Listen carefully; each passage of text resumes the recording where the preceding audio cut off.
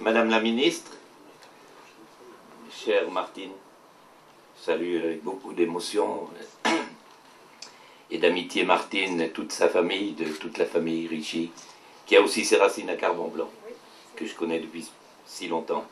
Madame le maire, chère Célia, je salue avec beaucoup de plaisir la présence de monsieur le préfet de la Gironde, préfet d'Aquitaine. Monsieur le député, président du conseil régional, cher Alain Rousset, madame la sénatrice, ma chère collègue, monsieur le député, Philippe Plisson, j'aperçois ici de nombreux maires, présidents aussi des clubs, j'aperçois Christian Bagat, qui est le président de la Côte d'Argent du rugby. Je pense que le président Amsalen doit venir, mais il est peut-être retardé quelque part. En tout cas, il y a beaucoup de présidents, beaucoup de dirigeants qui sont ici, et tous ces bénévoles d'ailleurs sans lesquels rien ne serait possible. Madame la ministre, je tiens à vous saluer et à vous souhaiter la plus cordiale bienvenue dans notre département, vous qui disposez d'un champ de compétences qui réunit l'ensemble des politiques relatives au sport, à la jeunesse, à la vie associative et à l'éducation populaire. Notre département est un département sportif.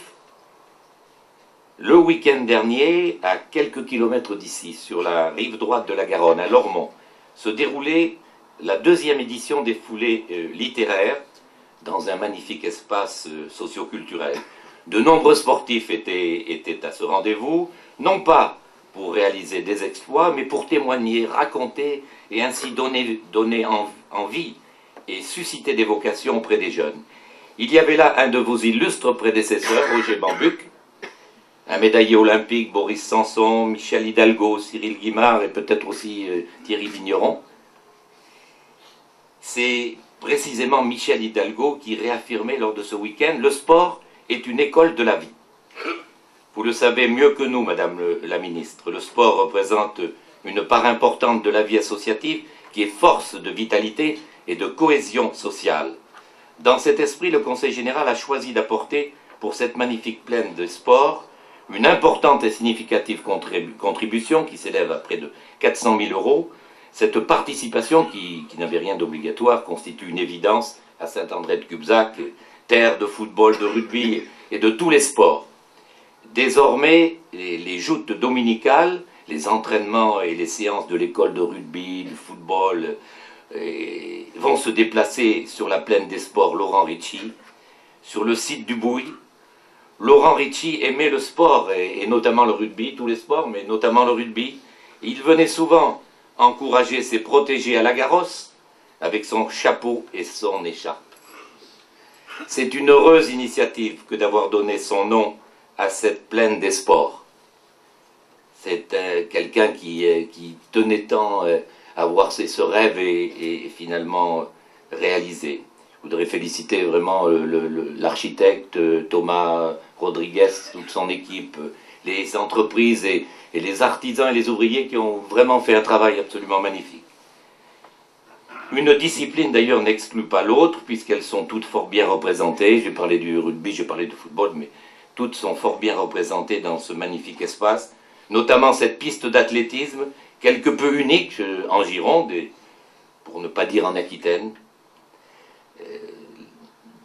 Je vois, n'est-ce pas, de nombreux aussi représentants de cette fédération. J'aperçois Henri Léglise, qui est le président de la Fédération internationale des entraîneurs, qui a aussi été, je pense, un entraîneur de grand talent, qui a fait susciter pas mal de talents dans cette Haute-Gironde. Je suppose qu'il est heureux, lui aussi, de voir quelque chose qu'on pouvait penser comme une illusion et qui est devenu heureusement une réalité. Voilà, de tels équipements, chers amis, peuvent susciter de belles et prometteuses vocations. De tels aménagements font honneur à cette commune de Saint-André-de-Cubzac. Mon coéquipier Jacques Maugin, qui depuis longtemps est à mes côtés au Conseil général de la Gironde, doit songer, peut-être avec fierté, mais aussi avec nostalgie, au tout premier équipement de sa commune, alors qu'il était maire. Et vous, Madame le maire, chère Célia, cette date du 7 décembre, restera une date symbolique dans l'histoire de votre commune, qui investit avec bonheur et générosité en faveur de la jeunesse. Vous offrez au club de votre commune et des environs un magnifique cadeau. Donner, recevoir, partager. Ces vertus fondamentales du sportif sont de toutes les modes, de toutes les époques. Elles sont le sport, porteur de valeurs universelles. Le sport rassemble. Nous devons plus que jamais permettre à la vie de s'exprimer dans nos territoires. Nous vivons dans un monde où la fraternité ne serait le plus souvent que virtuelle. Rien ne vaut le terrain, le contact avec l'autre, le partage. À quelques jours de Noël, vous faites, Madame le maire, un beau cadeau aux associations, ciment du vivre ensemble et de la cohésion sociale. Ce sont elles qui feront de ce site exceptionnel un lieu de vie. Comme nous sommes loin des vicissitudes du grand stade. Pas de professionnalisme ici, mais un irréductible engagement citoyen qui fonde l'action politique. À mes yeux, cet équipement a valeur d'exemple, et je suis fier que le Conseil général y ait participé. Belle vie à la plaine des sports, Laurent Ritchie.